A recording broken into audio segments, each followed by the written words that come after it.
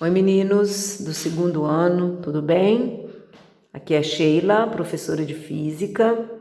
Eu estou gravando esse vídeo para dar uma explicação, para vocês do conteúdo da primeira semana do PET, que é a óptica geométrica. Começando aí na página 40 da apostila de vocês. O que é óptica geométrica? Óptica é a parte da física que estuda fenômenos relacionados à luz.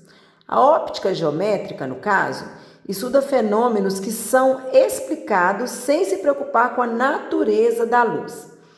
Aí vem falando aqui, que um dos grandes nomes da óptica, um dos grandes físicos, que estudou a óptica aí, Isaac Newton. Então, antes de começar aí, primeiro conceito que a gente tem que saber é o conceito de luz. Olha, qual é o conceito de luz? Luz, na verdade, ela é um fenômeno que está diretamente ligado à nossa visão. Olha, conceituamos luz como sendo um ente físico capaz de sensibilizar os nossos olhos. O que é isso, gente? Sem luz, nós não conseguimos enxergar. Só conseguimos enxergar as coisas porque a luz sai delas e chegam aos nossos olhos. Mais para frente a gente vai ver que a gente só consegue enxergar os objetos se tiver um raio de luz que saia daquele objeto, e venha até o meu olho, alcance o meu olho. Então, se apagar todas as luzes, estiver tudo escuro, uma completa escuridão, sem entrada de luz de lugar nenhum, nós não conseguimos enxergar nada, ok? Então, luz é isso. Agora, dentro do conceito de luz, dentro dessa introdução à óptica, nós vamos ver algumas classificações dos corpos, Nós temos os corpos que são chamados de fontes de luz. Esses fontes de luz, eles são chamados também de corpos luminosos. Olha, tá aqui na frente, olha, fontes primárias ou corpos luminosos. O que é isso? Os corpos luminosos são aqueles que eles mesmos emitem a luz, Eles são aqueles que têm luz própria. Para a gente enxergar ele não precisa ser iluminado por outro. Por exemplo, uma lâmpada acesa, olha, lâmpada acesa, o sol, uma vela acesa, o fogo, são corpos que possuem luz própria, tá bom? Então, eles mesmos emitem a luz. Estrela tem luz própria, tá bom? Esses corpos são chamados também de fontes primárias. Nós podemos chamá-los de fonte primária, corpos luminosos, fontes de luz, Então, é isso aí. Agora nós vamos ver aqui, olha, incandescentes, quando emitem luz a altas temperaturas. Então, essas fontes de luz, nós temos luz incandescente, luminescente, fluorescente e fosforescente. Olha aí, incandescente são aquelas que emitem luz a altas temperaturas, O sol, chama de uma vela, é uma luz incandescente que ele emite. Luminescente, quando a luz é emitida a baixa temperatura, ok? Elas podem ser fluorescente ou fosforescente. Então, a luz ela pode ser incandescente ou luminescente. A luminescente, que ela tem essas duas classificações. Quando é que a luminescente ela é fluorescente? Quando ela emite luz só enquanto durar a ação do agente excitador, Agora, a fosforescente, ela emite luz por um certo tempo, proveniente de uma energia química, uma energia potencial química. Dentro dela ocorrem reações químicas, ok? Que vão emitir luz, tá bom? Agora, olha, esse é o conceito de fonte de luz, ou corpo luminoso, ou fontes primárias. Agora nós vamos ver aqui, mais embaixo, na apostila de vocês. Olha aí. Fontes de luz secundária ou corpos iluminados.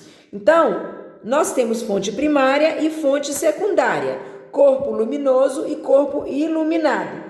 O que é uma fonte secundária? O nome já diz, gente, ó, secundária. A luz é emitida diretamente dele? Não. A luz, ele reflete a luz que ele recebe de um outro corpo, tá? Ou ele é um corpo iluminado, ele não tem luz própria.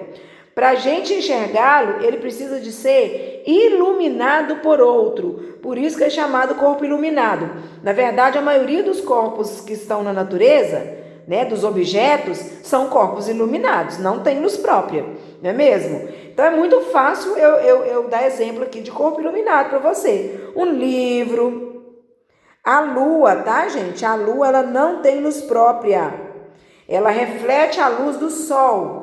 Tá? Então, ela é um corpo iluminado, tá? A sua roupa, a caneta que eu estou usando aqui, uma parede, a maioria dos objetos que nos cercam, na verdade, são iluminados, tá? Poucos são luminosos, beleza? Olha aqui embaixo. Nós podemos classificar os corpos também como fontes pontuais ou pontiformes. O que são fontes pontuais ou pontiformes? São aquelas que são muito pequenininhas. Então a dimensão dela é desprezível, tá? É como se fosse um pontinho. Imagina uma estrelinha no céu. Ela é uma fonte pontual ou pontiforme, tá? Então, ou uma pequena lâmpada num estádio de futebol. Imagina o estádio de futebol inteiro e uma única lâmpada lá no meio. Aqui, ó, uma estrela, que eu falei, olha, uma estrela muito distante, tá vendo? Um vagalume em uma mata. A dimensão dessas fontes de luz, elas são muito desprezíveis, elas são muito pequenas em relação ao espaço que ela ocupa. Então, por isso que elas são chamadas de fontes pontuais ou pontiformes. Gente, já as fontes extensas é o contrário das pontuais ou pontiformes.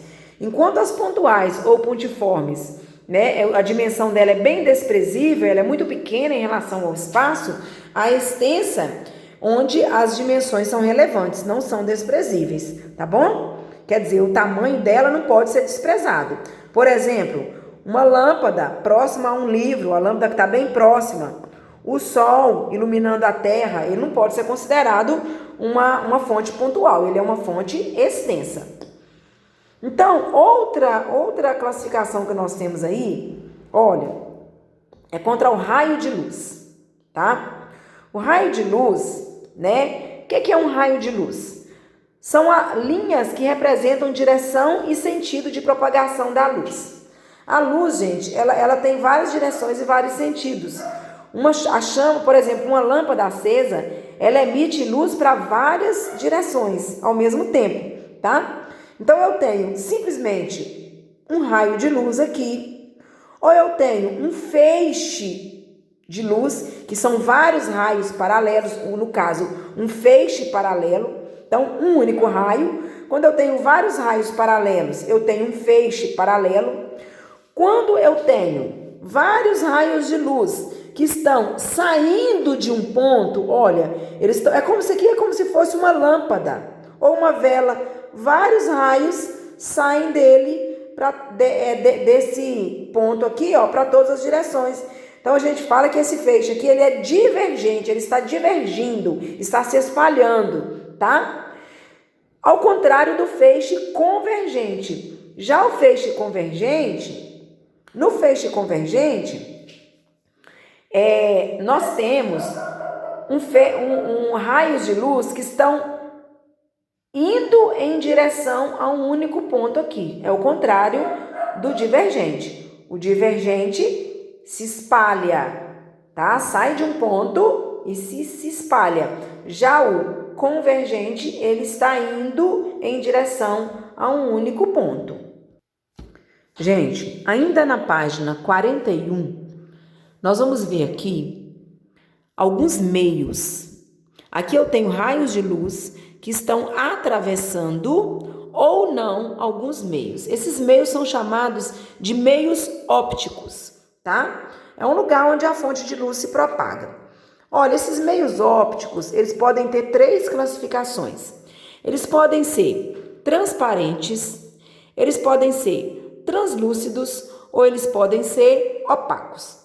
O que é um meio transparente? Gente, o próprio nome já diz.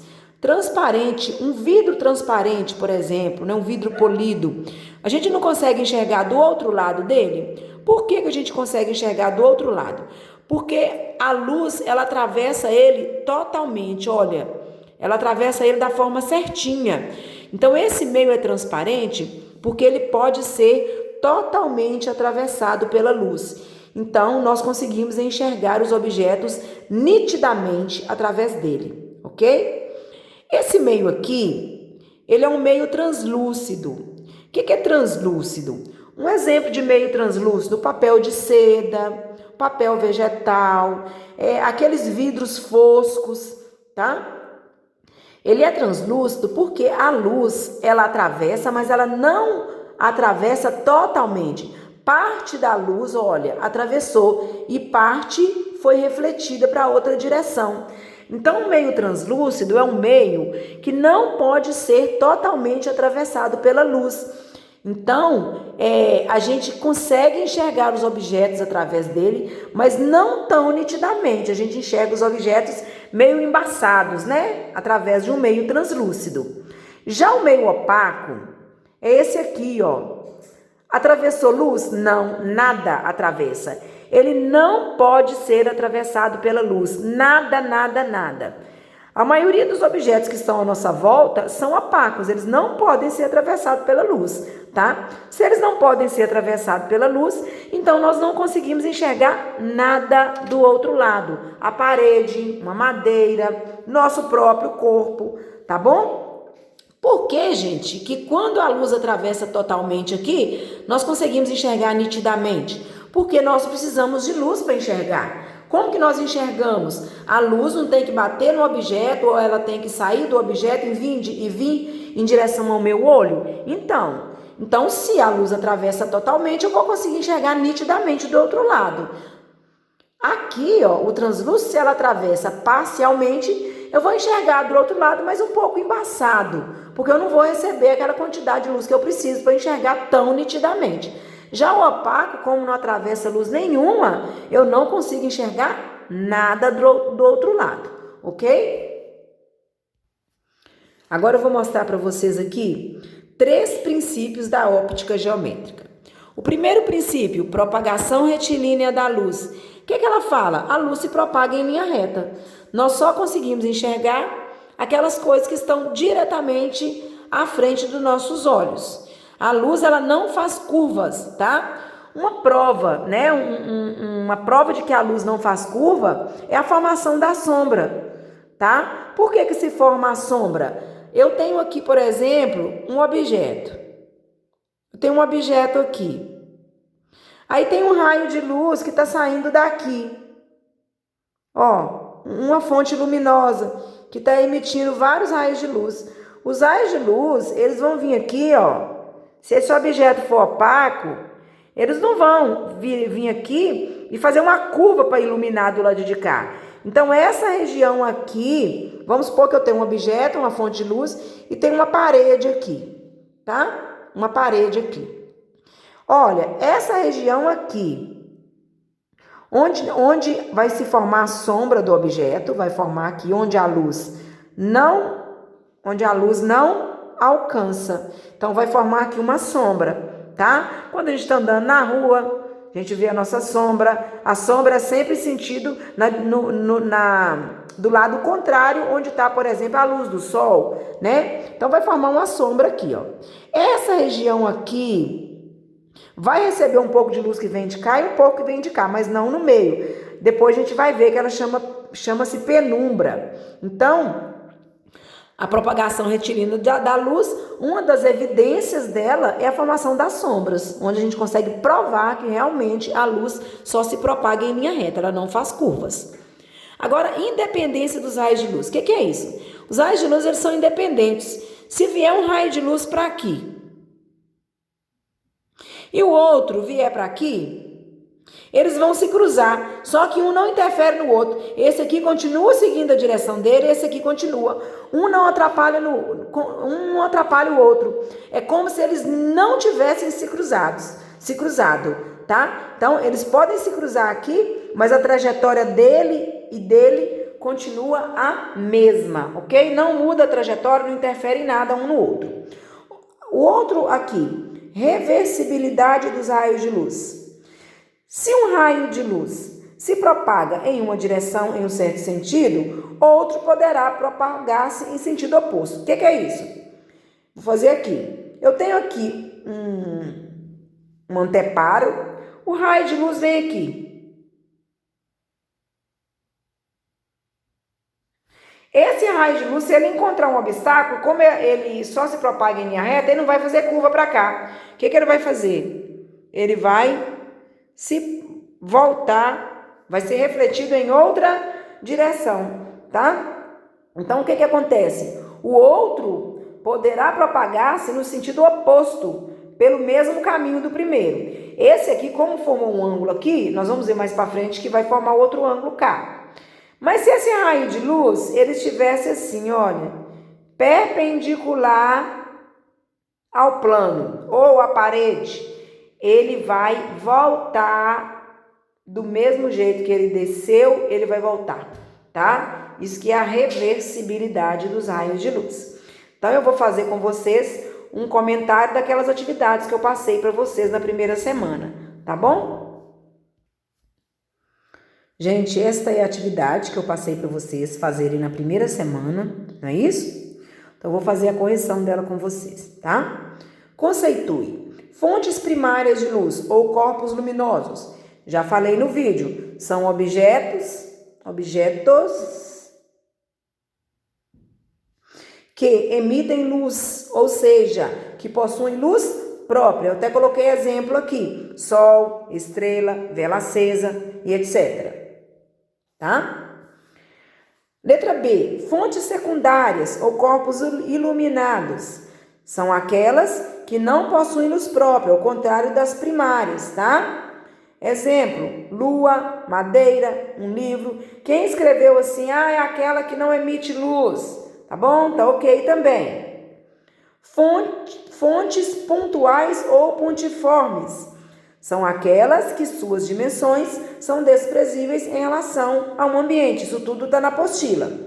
Fontes extensas. São aquelas que suas dimensões são relevantes, quer dizer, não são desprezíveis, que seu tamanho não pode ser desprezado. Beleza? Essa é a número 1. Vamos para a número 2. Um quarto coberto com uma placa de vidro plano não pode ser visto tão nitidamente quanto a outro não coberto, porque o vidro, gente, falou que ele não pode ser visto de jeito nenhum? Não falou, não. Falou que ele não pode ser visto tão nitidamente. Se ele não pudesse ser visto de jeito nenhum, seria opaco. Se ele pudesse ser visto nitidamente, seria transparente. Como não pode ser visto tão nitidamente, é no caso aqui, daquele que reflete parte da luz. Eu poderia ter escrito aqui, ó, ele é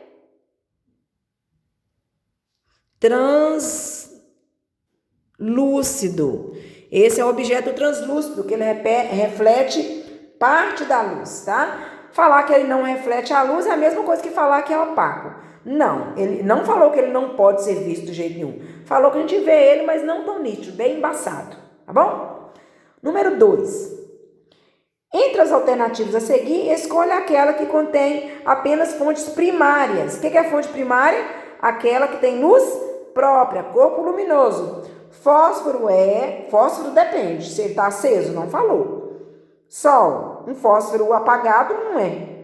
Sol é, lua não é. Então, essa aqui está descartada, tá? Lua, descartada. Planeta também não tem luz própria. Vela acesa, sol, lua. Lua também, ó, vela acesa e sol, ok, mas lua não. Estrela, beleza, tem luz própria. Fósforo aceso, beleza.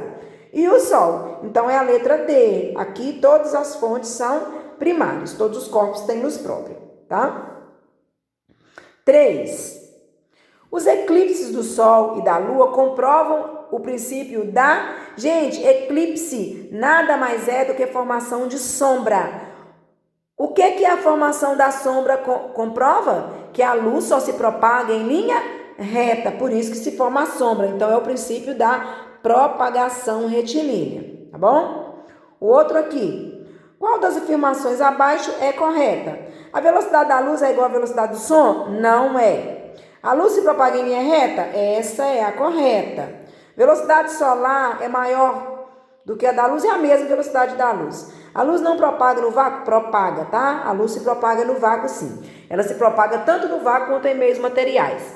Se ela não se propagasse no vácuo, como que nós receberíamos a luz do Sol?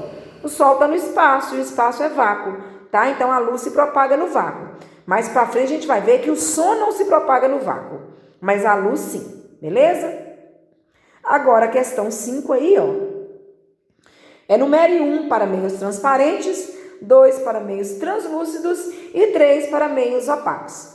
São aqueles que permitem a passagem total da luz. Total da luz é quando a gente consegue enxergar nitidamente do outro lado. Então, é um meio transparente. É 1. São aqueles que não permitem a passagem de luz. Se não permitem passagem nenhuma, nós não vimos nada do outro lado. Opacos, no caso aqui é 3. São aqueles que permitem a passagem parcial da luz.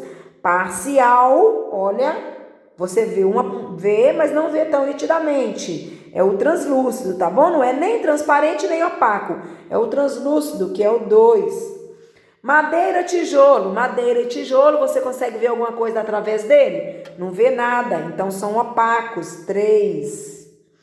Vidro fosco, papel de seda. Quando eu estava falando de objetos translúcidos, eu falei do vidro fosco e do papel de seda, que a gente não consegue ver tão nitidamente através dele. Então, é o 2, translúcido. Ok, gente? Então, tá corrigida a atividade. Eu vou fazer um outro vídeo agora, corrigindo as atividades de formação de sombra da semana 2. Beleza?